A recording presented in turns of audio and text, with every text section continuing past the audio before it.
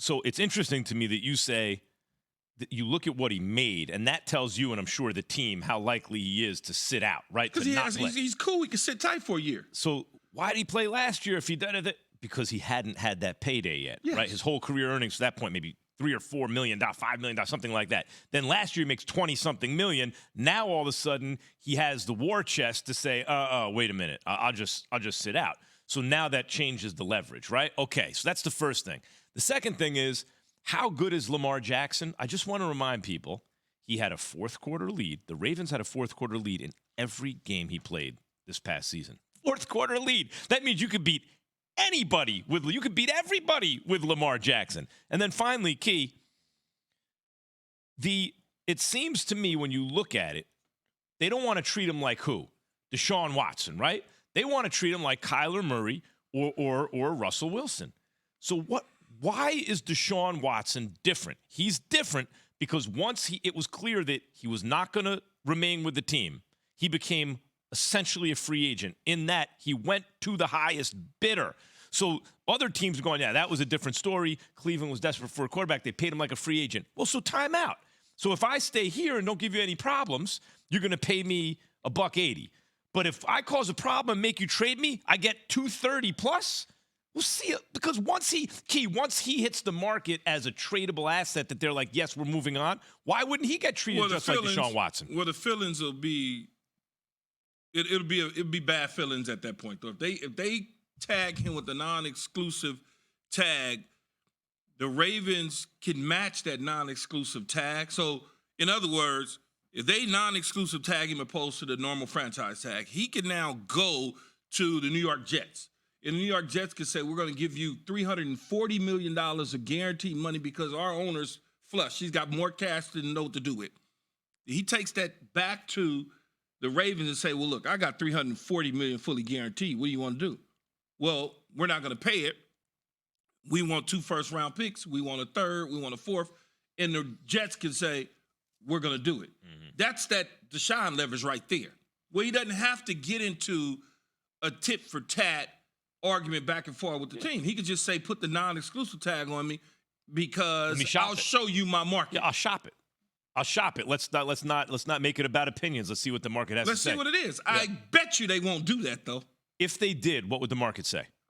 The market would say north of $230 million. Right. Because the teams that would court him need a quarterback. But not only do they need a quarterback, the owners got deep pockets. To put it all in escrow, as you've explained in the past. Right. If let's say, for instance, the Miami Dolphins, you've been screaming Miami Dolphins for over a year, right? Yeah. Mr. Ross has some cash. He has a few bucks. He's got a few bucks, right? Yeah, a few bucks. The Jets, they got a few. I would think Mr. Johnson has a few bucks laying around somewhere. So you talk about just those two teams in general. We're not talking about the Raiders. You know, like the Raiders can knock on a casino door maybe and go borrow some money. But we're talking about somebody who can actually physically go to the bank and wire the money the next day into escrow. And the thing about in this case, Lamar, Deshaun was treated as a free agent. Lamar will also be. Even if it's someone like Aaron Rodgers, who's considered, even though he had an off season, oh my God, it's other than Mahomes, who would you want, by most people, given his age, it's not going to be 240 because you got to spread that out over all these years. Well, he's already at 150. He's at 150, right. He got 100 left. But he already cashed in. Right. It's going to be a shorter deal with a higher average annual. But the thing about a guy like Lamar is you're going to have to put $250 million on the day you sign him in escrow. I wonder if New Orleans would be in it. Would they like that? Carolina, obviously, you know. See, that's the type of team. So if it's about money, Carolina's the type of team. Well, the owner got, you know, he doesn't care, obviously. And he wants to swing for the fences. And he wants to swing for the fences, and they need a quarterback. They would be one that would give him $300 million fully guaranteed. Oh, one side. Like, that's the type of owner that would just say, and do it.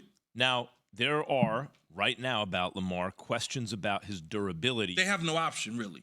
I mean, you could say, well, they can go get Jimmy G, and they can no, I'm not going to get, I don't want Jimmy G, right? Like, there's nobody else out there. Well, he can sign Carr. You're going to have to pay Carr $40 million a year. You're going to have to pay him. Is there anyone, let me ask you a question. Is there anyone in this draft who you could look at and say, okay, no, they're not ready for prime time. But like Josh Allen or someone like that, they're raw, but the right coach might see him and go, Give me him for a couple years because he could be great. Anyone like that? The Will Levis kid has some intriguing stuff because he's a nice size like Josh Allen. He can run the football a little bit. He's kind of a little fake athletic. You know, big, strong arm. So you think he could throw in the wind that'll be swirling in the stadium. He could pierce it on the East Coast. You think he can. But he could also turn into a pumpkin. And if you pass on Daniel Jones in signing him and you try to draft somebody, you know, Malik Hooker's ACL, so he's nothing for you, right? Bryce Young. Too small. I mean, he's a smaller guy. Who else is there? You could Maybe if they were in a dome, you could look at Bryce. You could take a flyer on the Florida kid, Richardson, if you like. See, Richardson's a guy like that, maybe. But you don't know what that is. That's the whole thing. You and have Daniel no Jones idea. has now been cultivated over the course of years. C.J. Stroud, again, what is it? Daniel Jones is better than all of the quarterbacks that's in the draft based on what he's done in the 5 years, the 5 years that he's been at quarterback, or 4 better yet, that he's been at the quarterback position. So he switches agents, and the question is, should the Giants put the non-exclusive tag on Daniel Jones, see what the market would be for him? But Key, yes, go ahead. What's the franchise tag for a quarterback now? It's in the mid-30s? It's the average, so it's probably in the $33 million range. Right, I think that's right. So if you tag someone, all of that counts against your cap that year. If you so if you tag a guy, yeah, and he signs the tag, it's going to count against your cap. All of it that year. All of it. If you tag him between today and June, whatever the date is, that $32 million, a 33, a 34, whatever that number is eating up all of that cap space. So now you got draft issues because that counts. You got guys that you drafted. On top of the guys that drafted, because that's in April, there's guys that are going to be hitting the free agent market here soon. You say they need a receiver. What if DeAndre Hopkins is available for whatever reason? What if Michael Thomas is available for whatever reason? Or Keenan Allen for whatever reason? Or all of a sudden there's a T. Higgins possibility can be on the move. Can't do anything. Can't do anything because that $30+ million is eating up a lot of the cap. Plus you got to sign some of your own players back that may help you in the future. But if you do a longer-term deal, that you can lessen the cap hit because you can say, let's just take a number. That same 33, let's go up off that 33, say to 40. Here's this 80 million guaranteed, but we're going to spread it out over 3 years, right? So that lowers the cap hit per year. So the question is, what is that number for Daniel Jones? And Key, it seems pretty obvious to me. The number starts at 38 million. Starts like he's not gonna think about anything under 38, and you'd hope that you could say the number starts at whatever the tag number is. No, but it'd have to go up a little bit off that because the tag number is 33 million. It starts at 33 million. Now let's go from there. Okay, but I'm saying something that he's going to take that makes sense to him. For that, just play on the tag. I got my 33. Well, he wants to be in New York. You play that on him.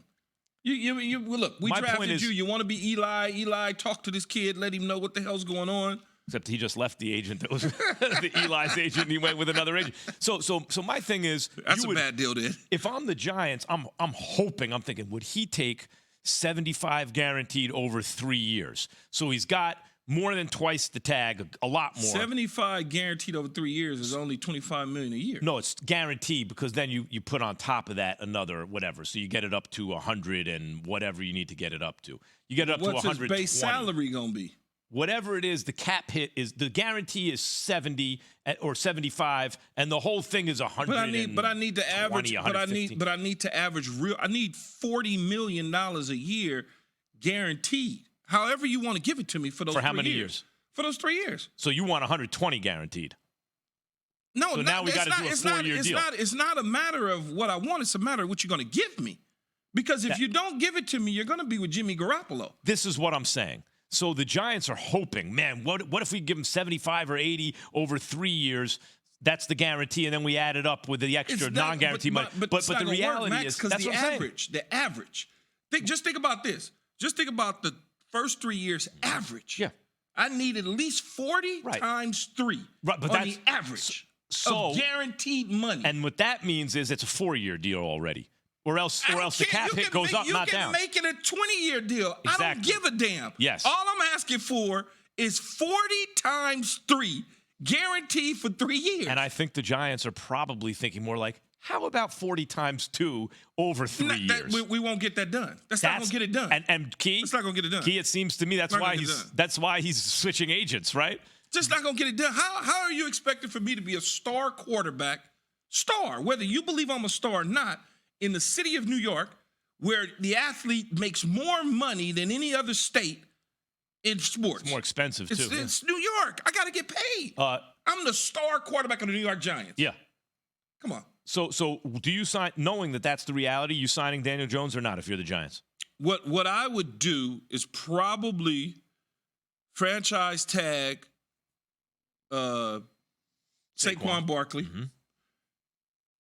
Have a conversation about the non-exclusive tag on Daniel Jones, but take the chance and the risk that somebody would be willing to give up the draft capital 2 firsts to sign him. Take that chance and that risk. But even knowing that there's no team out there, maybe the team across the river or whatever you want to call it, the Jets. Great fit on the Jets. Well, it's not across the river anymore. It's next door. They don't have the same agent, which is a plus, meaning Aaron Rodgers and Carr. They don't have the same agent, which is a plus. They're not negotiating against each other with the same guy.